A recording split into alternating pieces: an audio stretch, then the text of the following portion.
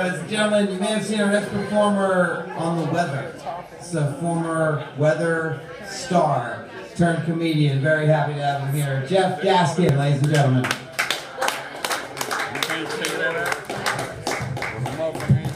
All right. Thank you guys for sticking around. One more time, guys. Let's give it up for Dano. He puts on this show every Monday night. He's not getting money. It's a free show. Free chips and salsa. Free comedians. The rumors are true, guys. My name is Jeff Gaskin. And yeah, I was a TV weatherman. Local news in Colorado, morning news for 5 years. Now you might have noticed I called myself a weatherman and not a meteorologist. I don't know if you guys are familiar with how local television news works, but in order to gain the title meteorologist, you have to undergo a minimum of 2 years of very intense plastic surgery. I just wasn't ready for it. I was doing the old-fashioned thing. I'm pointing at the weather map with my hand instead of using my new tits. It wasn't easy for me to show people there's a cold front in Minnesota with these little A-cups. Don't get me wrong though, guys. I considered the surgery, because it would be for work. It's tax deductible, I believe. Right? Are there any strippers in the crowd that can confirm that? Any of these tax deductible for work? Oh, in the back, that guy? But,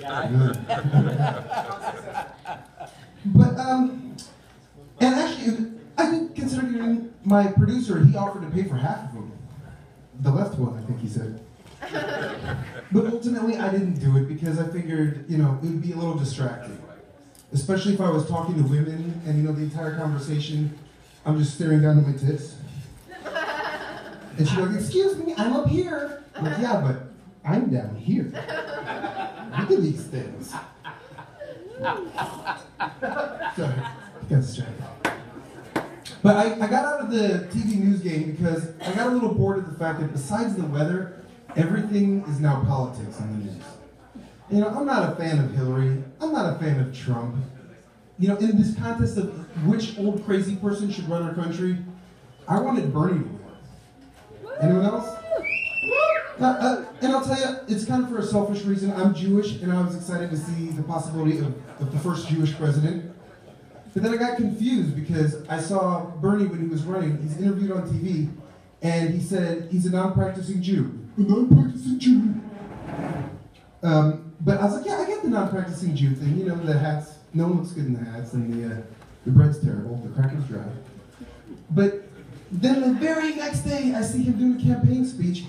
And he's saying he wants free education, free health care, free this, free that. I'm like, Bernie, you want everything to be for free. That's the definition of a practicing Jew.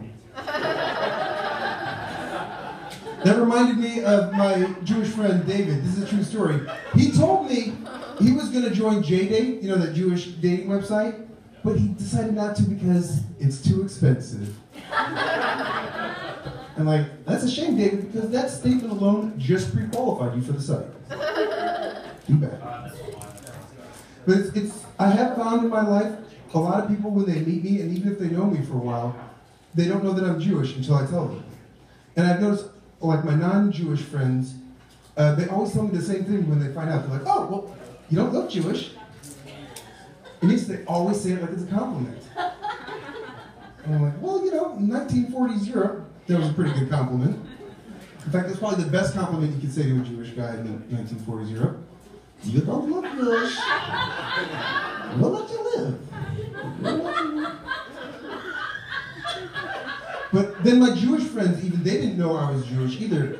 I think it's because I'm really bad with money, but I'm good at sports. And that's a real condition I was diagnosed with. It's called Jewish dyslexia. Yeah, I bad got it. I bad got it. I think it's hereditary. My brother's in the crowd. He's got it too, right? Yeah, he got it. But when it came time to voting, I felt like as a comedian, I was kind of obliged to vote for Trump because every time the guy talks or tweets, it's like a setup for another joke. And, I don't have to do the work. It's kind of nice. Yeah, he's going to get rid of our health care, but isn't laughter the best medicine? We're going to die. I must say, though, I don't like to make Trump jokes because it polarizes crowds, especially with the guy in the cowboy hat in front. Hard to get some good one.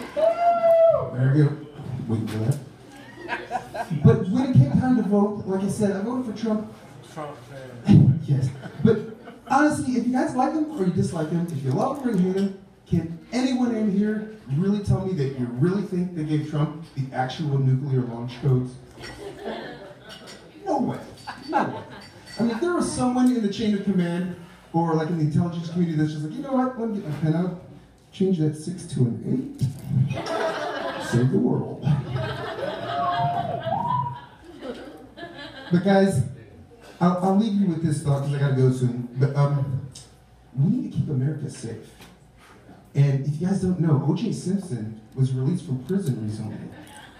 He's back on the streets, y'all. Juice! Yeah, the juice is loose. Juice! Fortunately, I have a plan to keep him occupied. He says he wants to get back into acting, so I wrote a show with, basically, okay, it's gonna be starring O.J. Simpson and Bill Cosby. And it's a crime drama show where the two of them, each episode, they're traveling around the country trying to solve a crime that, well, turns out they committed.